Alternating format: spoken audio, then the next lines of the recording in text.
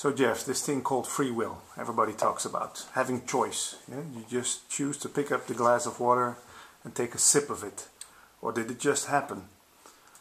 What do you say to people when they ask you, well, where's this thing called choice? I have to choose my life. I have to be very careful in what I choose. I can only spend my money once. Yeah, well, you know, the mind, the seeker, the mind, the person, whatever you want to call it, you know, it wants to know. It wants to know, you know, is there choice or not? For me. For me, well, it's something to do with me, isn't it? Is there choice or not? Is there a self or not? Is there choice or not? Is there time or not? Is there a path or not? It's always one or the other. It wants to know choice or no choice. So you say there's both. Well, it's in a way it's beyond both, because you know, so it's the story that you tell. So you know, you tell the story that you are right here where you are now. So you tell the story that you're sitting here on this chair now because of all the choices that you've made throughout your life. You say, I'm here now because of all the millions of choices that I've made throughout my life. Or you could tell the opposite story. You know, this is the story I used to tell when I was a spiritual seeker, because I'd taken on a lot of the concepts, a lot of the spiritual concepts, a lot of the Advaita concepts. And Advaita, they say that there is no choice. No free will. There is no free will. So then I started to believe that. I started to believe that there was no choice. So that's something you could believe as well. You could believe that there's no choice, that you're here, and it was predestined, that you're just this kind of divine puppet. That there's absolutely nothing you can do. That it's all been planned. Well, you could believe that, but ultimately both actually are just stories. You know, they both arise and fall away with the I, with the appearance of the person. So there is choice and there is no choice. Both arise and fall together. They're just dualistic opposites. For what this is, it's always beyond both. It's always completely beyond both. So the way I usually tell it, which makes it quite simple, is that, you know, you're walking down the walking down the street. I can't, because what happened? Oh, I know what you're thinking about. Oh no, have I ruined it now? No, that's all. Go ahead. Yeah. Oh, cut that bit out. Yeah. So you're walking down the street and you come to a junction. You see, and it looks as though you can either go left or you can go right. So you tell yourself, okay, I can choose. I can either choose left or I can choose right. So you say to yourself, okay, I'm gonna go left, and then you go left, and you look back and you say, okay, I'm here because I chose to be here. It seems obvious enough. I'm here because I chose to go left.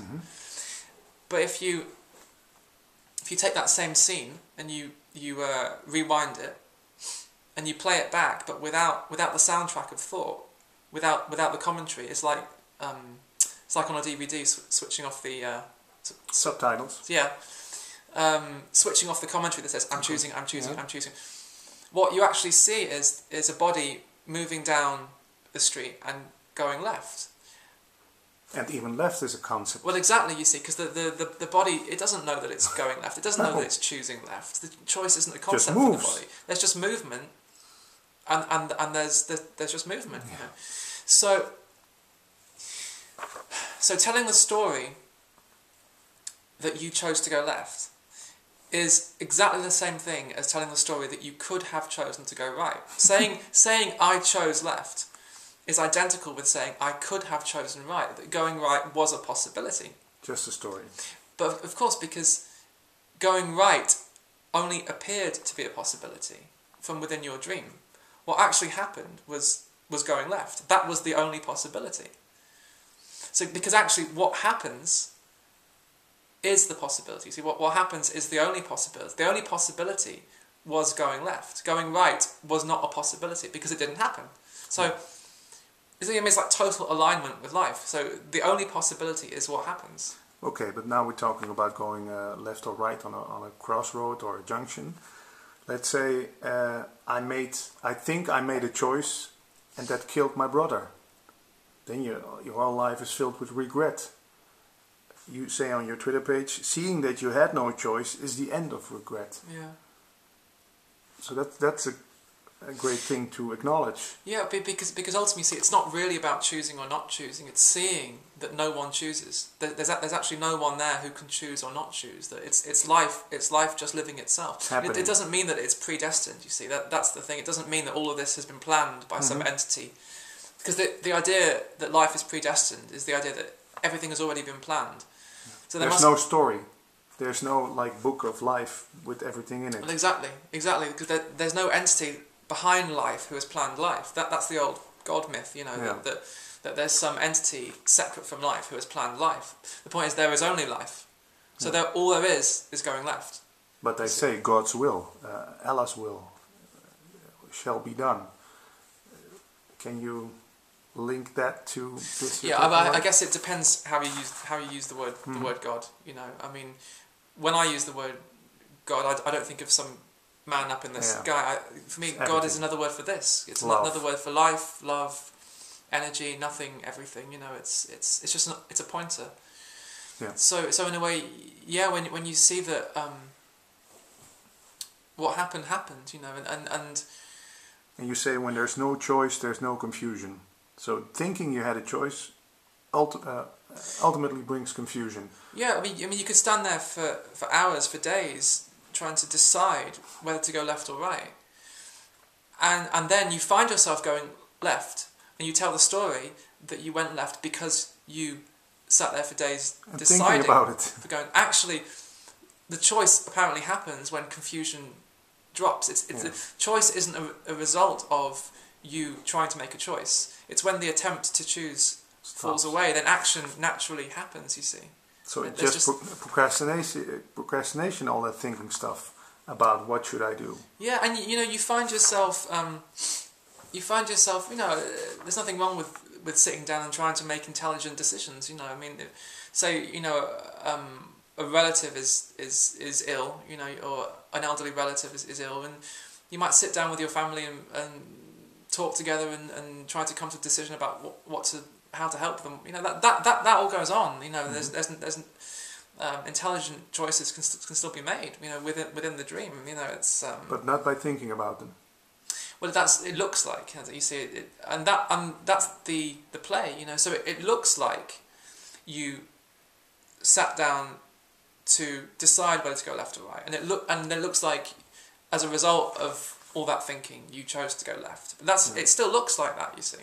But it's the same with driving a car. If you start thinking about what should I do on the road, you just create accidents. Driving is just go with the flow. Well, exactly, because in the end, it's almost like life knows there's just this total trust in life.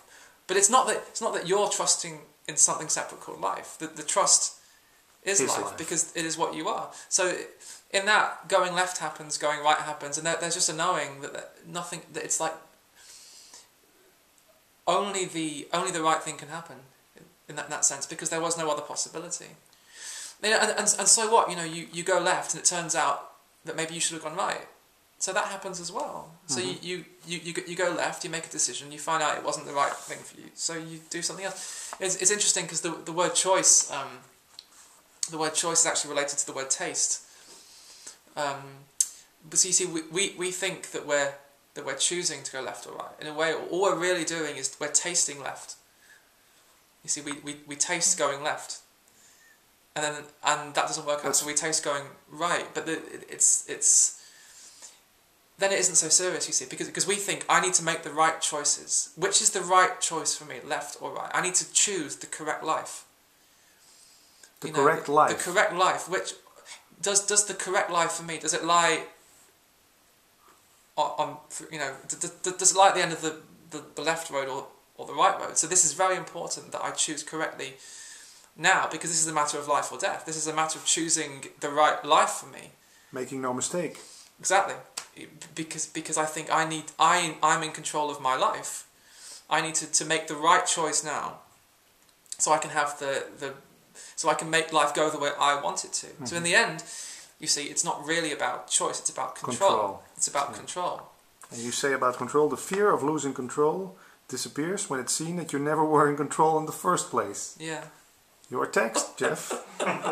Great Twitter.